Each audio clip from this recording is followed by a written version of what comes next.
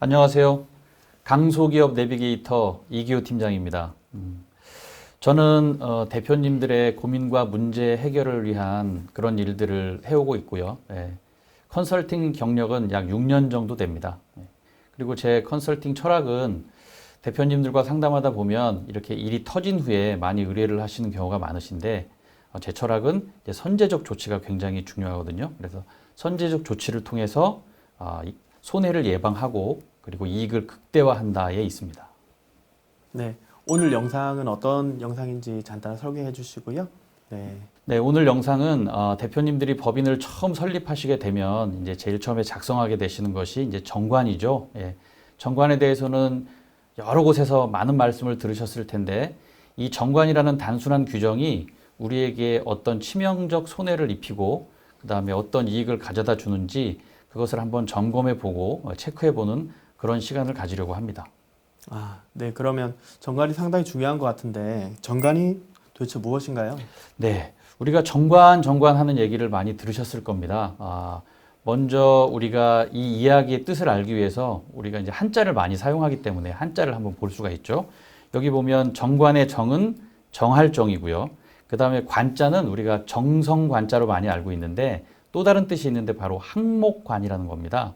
쉽게 말하면 어떤 항목을 정한다라는 뜻이 있겠죠. 예.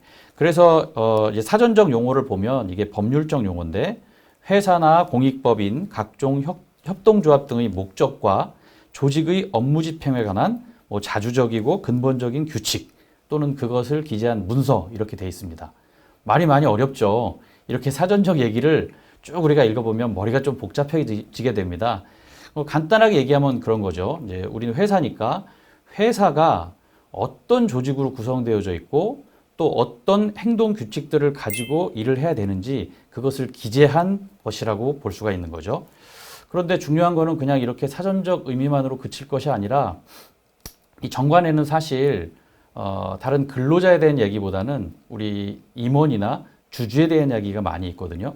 쉽게 말하면 임원이나 주주의 권리를 찾아드리고 그것이 침해받지 않도록 그것을 잘 체크하는 것이 바로 정관이라고 볼 수도 있겠습니다. 네. 그러면 그 기업의 정관의 구체적인 그 내용 부분들을 한번 좀 설명 부탁드리겠습니다. 네. 먼저 많이 들으셨을 텐데요. 정관은 세 가지로 기재되어 있죠. 이제 절대적 기재사항, 상대적 기재사항, 임의적 기재사항 이렇게 많이 들으셨을 겁니다. 내용도 원체 많이 들으셔서요. 절대적 기재사항은 제대로 기재되어져 있지 않으면 정관 자체가 무효고 법인 설립 자체가 무효가 됩니다. 굉장히 중요하죠. 그 법인명이 뭔지, 그 다음에 사업 목적이 뭔지, 주소가 어디 있는지, 의사 표현이죠. 공고는 어느 곳에 해야 될지, 주식에 대한 문제들, 한 주당 가격은 얼마로 하고, 총 발행 주식 수는 몇 주로 할 것이며, 회사를 설립할 때는 몇 주를 발행한다. 그 다음에 이게 이제 처음 설립 시에는 이제 발기인들의 이름, 주소, 주민번호 이런 것들이 들어가게 됩니다. 이런 것들이 기재되어져 있지 않으면 이 정관은 바로 무효가 되는 것이죠.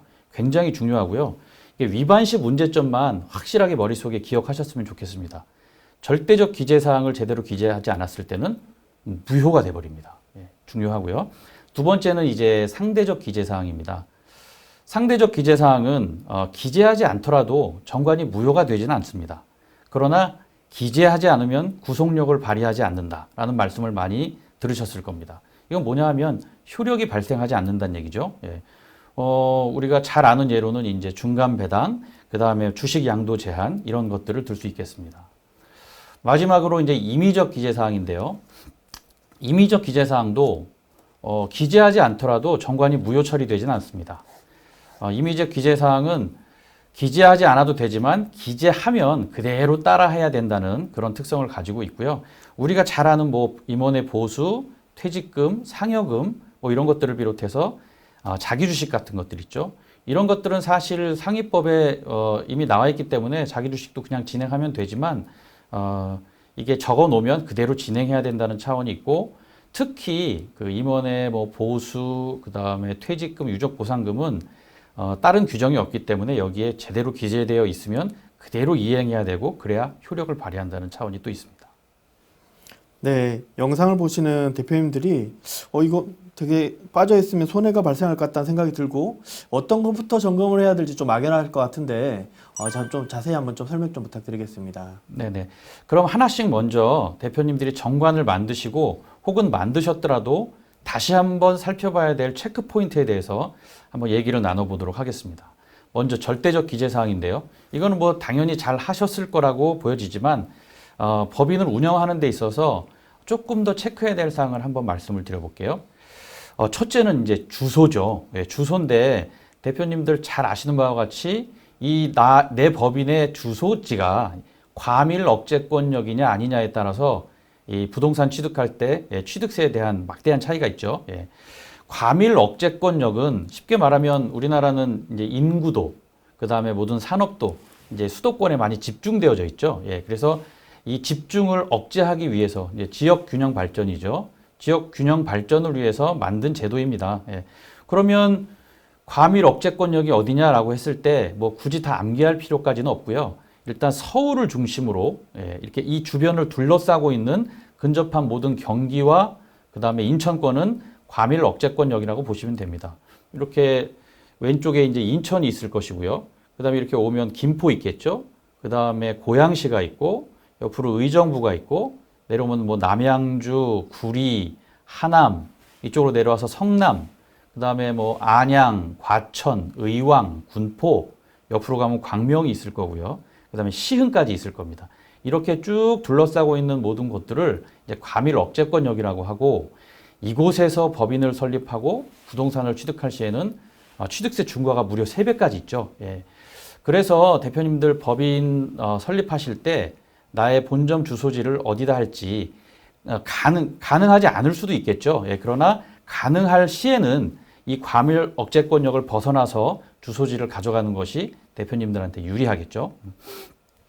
두 번째는 이제 대표님들 사업 목적을 이제 적어 놓으시는데 제가 엊그저께 간 업체 이렇게 사업 목적을 제가 등기부등본을 띄면서 봤는데 너무 많은 거예요. 다 세어봤더니 무려 90가지나 됐습니다. 예. 왜 그렇게 하냐고 물어봤더니 사업 목적은 나중에 다시 추가하려면 번거롭기도 하고 비용도 또 등기 비용이 들어가기 때문에 미리 어마어마하게 할 거를 다 이제 적어 놓으셨다는 거예요.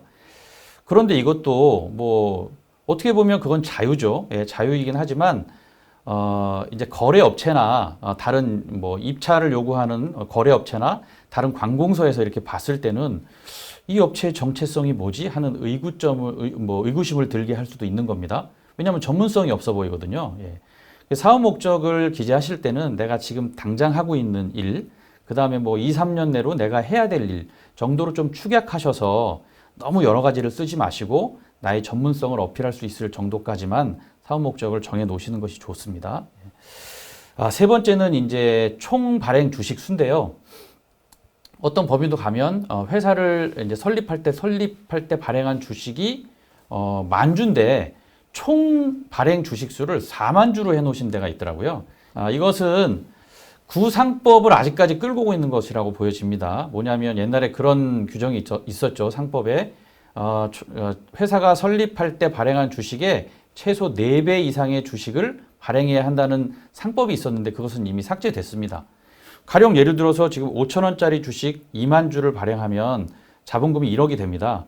그런데 이 대표님이 이것을 뭐 2만 주인데 4배 정도에서 8만 주 하면 4억까지밖에 증자가 안 되거든요. 근데 다시 증자하려면 다시 정관도 고쳐야 되고 등기부등본도 다시 변경하셔야 됩니다. 예. 그래서 대표님 그 총 발행 주식 수를 설정하실 때는 그냥 넉넉하게 해놓으시는 것이 좋습니다. 가령 5,000원짜리 2만 주 발행하셨던 대표님은 그냥 100만 주 해놓으시면 돼요. 그러면 자본금 총액 50억까지 증자하실 수 있습니다. 거기까지 안 하셔도 되고요. 예. 그리고 이 절대적 기재사항은 전체적으로 다 등기사항입니다. 대표님 등기부등본하고 이 절대적 기재사항이 같이 맞는지 꼭 확인하시고 정관을 바꾸셨을 때는 반드시 등기도 같이 하셔야 됩니다. 절대적 기재사항의 중요 체크 포인트를 말씀드렸습니다. 절대적 그 기재 사항들이 한 4가지 포인트가 있는데 그거를 지금 이야기한 것처럼 길게 설명해 주셨는데 아마 항목만 다시 한번 대표님이 이해하기 쉽게 정리해서 설명해 주시면 좋을 것 같습니다. 네.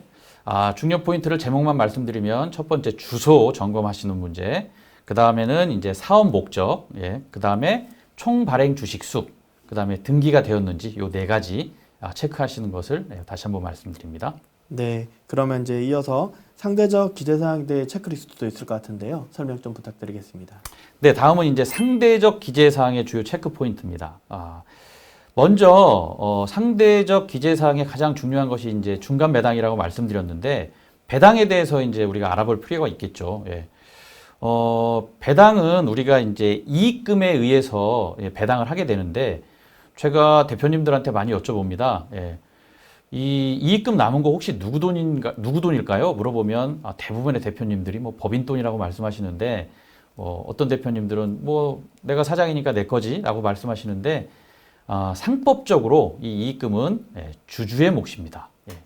주주는 무엇을 가져갈 권리가 있냐면 이제 배당을 받아갈 권리가 있는 것이죠. 그래서 배당은 주주가 받아가는 건데 배당은 시기에 따라서 정기 배당과 중간 배당으로 정기 배당과 중간 배당으로 나누어집니다. 정기 배당은 주총을 하고 3월에 바로 하시는 거고요. 그 다음에 정기 배당을 못 할 때에 한 번 더 할 수 있는 게 이제 중간 배당이죠. 이렇게 중간 배당을 할 수 있고요. 또 배당은 주식으로도 할 수 있고, 그 다음에 현금으로도 할 수 있고, 현물로도 할 수 있습니다. 이 중에 이제 중간 배당을 말씀드리려고 하는데요. 대부분 3월에 배당을 해야 되는데 배당을 못하는 대표님들이 많으십니다. 그 이유는 이제 3월에 결산도 하고 굉장히 바쁘기도 하고요. 그 당시에 현금이 없을 수도 있습니다. 뭐 이런저런 이유로 이제 3월에 정기 배당을 놓치게 된다면 대표님들 내년 3월까지 1년을 기다리셔야 되거든요. 그런데 다행히 상법 462조죠. 462조에 정기 배당을 못했을 경우에 4월부터 6월 사이에 1회에 한해서 한 번 더 배당을 할 수 있도록 한 규정이 있는데 그것이 바로 중간 배당입니다. 그런데 이 중간 배당을 대표님들이 가장 많이 사용하고 계신데 중요한 건 정관에 중간 배당 규정이 없으면 이 중간 배당을 실시할 수 없다는 겁니다. 제가 대표님들 그 정관 점검해 드릴 때 가장 먼저 보는 것 중에 하나가 바로 이 중간 배당 규정이 있느냐 없느냐를 보는 거거든요. 예. 중간 배당 정관에 반드시 들어가 있어야 그것이 효과를 발휘할 수 있고요. 이제 다음은 주식 매수 선택권, 그 다음에 주식 양도 제한에 대한 얘기입니다. 많이 들어보셨죠? 예. 주식 매수 선택권은 뭐 우리가 잘 알고 있는 스탁 옵션 정도로 생각하시면 되고요. 주식 양도 제한은 이 주식 매수 선택권보다 우리 같은 중소기업에 훨씬 더 많이 우리가 주목해야 될 그러한 일이 되는데 주식 양도 제한은 뭔가요? 예, 주식을 양도할 때 함부로 못하게 하는 거죠. 회사, 즉 주주총회나 이사회에 그 동의를 얻고 해야 된다는 얘기입니다. 왜 이런 주식 양도 제한이 있냐면 중소기업에서 주주들이 많은 경우는 그렇게 흔치 않지만 그래도 여러 사람으로 동업을 하면서 나누어졌을 경우가 있는데 우리는 비상장 기업이기 때문에 뭐 사인 간의 거래가 자유롭죠. 계약서 쓰고 하면 됩니다. 그러나 그러니까 적대적 주주가 있을 수도 있겠죠. 적대적 주주가 우리 경쟁업체에 우리 회사의 주식을 이렇게 뭐 양도하거나 팔아버린다면 큰 문제가 되지 않겠습니까? 대표님들 아시겠지만 지분의 3%만 있으면 이 회사의 회계장부를 열람할 수 있는 권리가 주어지게 됩니다. 예, 문제가 커질 수 있는 여지가 있겠죠. 예, 그래서 주식이 여러 사람으로 이렇게 분산되어져 있을 경우 대표님들이 이 주식 양도 제한을 제도로서 넣어놓는 일이 이제 많이 생기게 되는 것이죠. 그런데 이 주식 매수 선택권과 주식 양도 제한은 그냥 정관에만 넣어놓으면 되는 것이 아니라 등기도 해야 되는 의무가 있습니다.